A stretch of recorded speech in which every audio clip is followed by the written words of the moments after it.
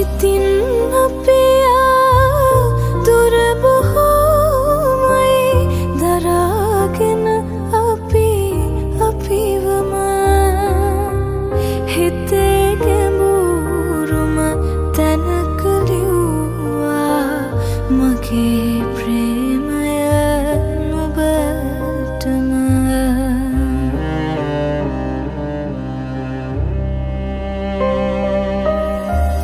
කඩන් වැටෙන පුංචි තරුවක් දෙස බලන් මම හිතන්නම් සසර ගනුදෙනු ඉවර වෙනකම්.